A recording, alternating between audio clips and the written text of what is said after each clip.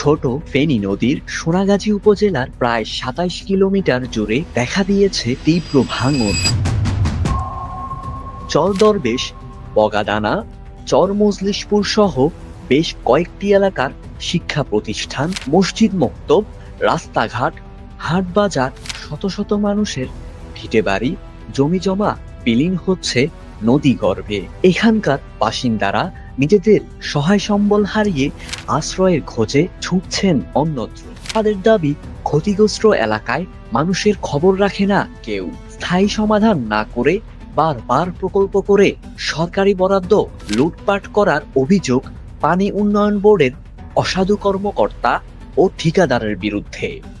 পানি উন্নয়ন বোর্ডের এসিওন মহোদয়ের কাছে দরখাস্ত দিয়েছি, আমরা ওখানে গেছি। এই বাড়িঘর চলে গেলে যে কোথাও আমরা দাঁড়াবো, আমাদের সেই ব্যবস্থা নাই। আমরা ঘর নদী ভেঙে নিচে গো, আমরা বহুত কষ্টে আছি, দুঃখে আছি।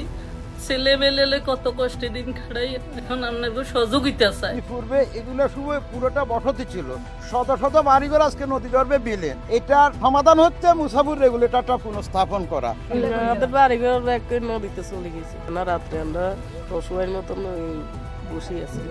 ঘর বাড়ি সব নদী ভাঙ্গি লই গেছে, সারিকা ভাত রান্না করিও খাইতাম, এই জায়গা নাই, নদী সব ভাঙ্গি লই গেছে। এটা যদি ভেঙে যায় ৫ নম্বর ইউনিয়ন, ২ নম্বর ইউনিয়ন কাজিরহাট, কেরামতিয়া বাজারের চলাচল একেবারে বিচ্ছিন্ন হয়ে যাবে, মানুষের দুর্ভোগ আরো বাড়বে। এদিকে ভাঙন তীরবর্তী এলাকার ক্ষতিগ্রস্ত মানুষের তালিকা করে তাদের পুনর্বাসনের উদ্যোগ নেওয়া হয়েছে, জানান জেলা প্রশাসনের এই কর্মকর্তা।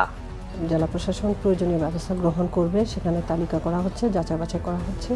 সেই প্রেক্ষিতে ক্ষতিগ্রস্ত ব্যক্তিদের পুনর্বাসন এবং অন্যান্য যে আর্থিক সহায়তা বা সেই লক্ষ্যে কার্যক্রম গ্রহণ করা হবে। এদিকে ভাঙন রোধে পানি উন্নয়ন বোর্ড প্রস্তাবনার প্রেক্ষিতে বিশ্ব ব্যাংকের project sustainable emergency recovery preparedness strong প্রজেক্টের আওতায় ১৩ কিলোমিটার নদী সংরক্ষণের জন্য ১৫৫ কোটি টাকা সহায়তা প্রস্তাবনা পাশ হয়েছে, যা শীঘ্রই বাস্তবায়ন করা হবে বলে জানান এই কর্মকর্তা।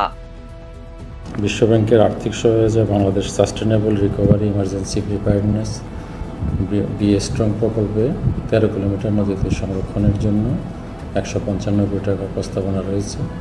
আমরা আশা করছি খুব শীঘ্রই এই কাজ বাস্তবায়ন করতে পারব। তাই ভাঙন রোধে দ্রুত মুসাপুর রেগুলেটর পুনর্নির্মাণের দাবি স্থানীয়দের।